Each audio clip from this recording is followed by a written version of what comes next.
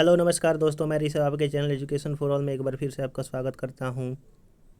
आशा करता हूं कि आप लोग अच्छे होंगे। आज मैं जो है इस वीडियो में 3 टॉपिक कवर करने वाला हूं कि किस किस स्टेट में विधान परिषद हैं, कुछ नदी है जिनके प्रमुख जो है वो हम लोग जो है ट्रिब्यूटरीज देखेंगे, सहायक नदियाँ देखेंगे। फिर उसके बाद लास्ट में जो है वो कुछ आयोग को देखेंगे कि कौन सा संवैधानिक आयोग है और कौन सा गैर संवैधानिक आयोग है। चलिए अब हम लोग जो है वो वीडियो की शुरुआत करते हैं।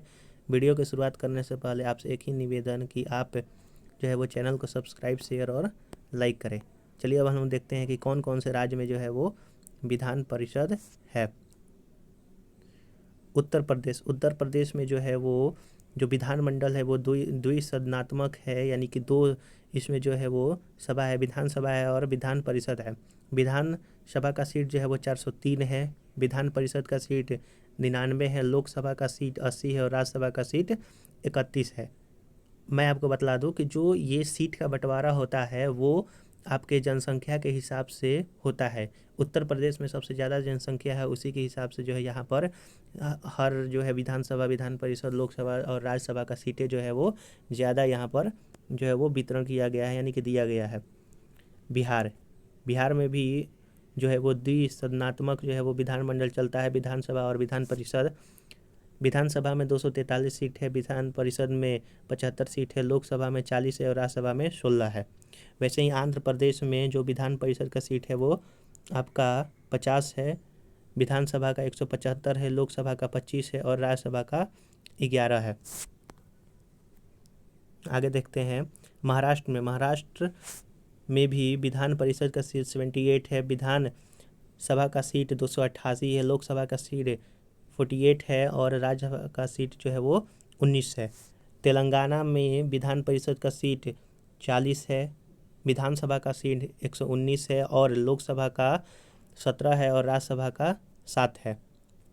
वैसे ही लास्ट जो है वो कर्नाटक, विधान परिषद का सीट जो है वो 75 है, विधानसभा का सीट आपका 224 है, लोकसभा का सीट जो है वो 28 है और राज्यसभा का सीट जो है वो 12 है। तो हमारे इंडिया में 6 टोटल ऐसे स्टेट हैं जिसमें द्विसदनात्मक जो है वो विधानमंडल जो है वो चलता है, जिसमें विधान परिषद भी है और विधानसभा भी है। वो आपने जो है यहाँ पर देखा। चलिए अब हम लोग जो है अगले टॉपिक पर बढ़ते हैं कि कुछ नदी और उसके जो है वो प्रमुख सहायक नदियों के बारे में हम लोग पढ़ेंगे। जैसे गंगा नदी के जो सहायक नदी होती हैं वो गोमती, घग्गर, गंडक, कोसी, यमुना, सोन और रमा गंगा जो है वो ये जो है आपकी सहायक नदी होती हैं। यमुना का देखते हैं, यमुना का चंबल है, सिंध है, बेतवा है, केन, टोंस और हिंडन नदी जो है आपका यमुना की सहायक नदी है। गोदावरी का जो सहायक नदी है वो इंद्रावती, मंजीरा, बिंदुसार हो गया, सरबरी हुआ, पेनगंगा हुआ और प्राणहिता जो है ये गोदावरी की सहायक नदी है। कृष्ण नदी है उसके सहायक नदी कौन कौन से है?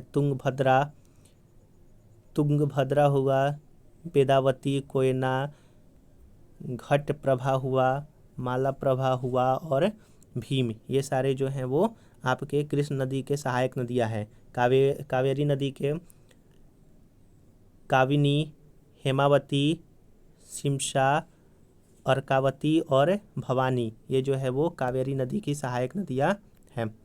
नर्मदा नदी की अमरावती, भूखी, तवा और बंगेर। सिंधु नदी का सतलज नदी, द्रास नदी, जास्कर नदी, श्योक नदी, गिलगिट नदी और आपका सुरु नदी, ये जो है वो सिंधु नदी की सहायक नदियां हैं। आप जो है इसको 1 से 2 बार पढ़ेंगे तो ये याद हो जाएगा। नर्मदा नदी की जो सहायक नदी हैं वो अमरावती, भूखी, ताव और बंगेर। यहाँ पर ये जो है वो मैं पढ़ता हूँ यहाँ से क्योंकि वो दोनों हो चुका है कवर। ब्रह्मपुत्र नदी जो है इसके जो सहायक नदी हैं वो दिबांग है, लोहित है, जिया, भोरेली है जिसको कामिंग जो है वो कहते हैं। फिर उसके बाद दिखौ है और आपका जो लास्ट है वो सुबा, नसीरी, मानस है। दामोदर नदी के जो सहायक नदी हैं वो 2 है, बराकर और कोनार। रावी नदी के बुधिल, नैया, धोना, स्यूल और उझ, ये सारी नदियाँ जो है वो रावी नदी के सहायक नदी हैं। महानदी, महानदी के जो है वो शिवनाथ, हसदेव, जोंक, मंड, ईब, ओंग और तेल नदी जो है आपकी सहायक नदियां हैं महानदी का। चंबल नदी का बानस, काली सिंध, शिप्रा, पार्वती और मेज नदी है जो है आपकी सहायक नदी है चंबल नदी के। तो ये कुछ जो है महत्वपूर्ण नदियों के जो है वो सहायक नदी आपने जो है देखा। आप जो 1 से 2 बार अगर इसको पढ़ेंगे तो वो ये याद हो जाएगा।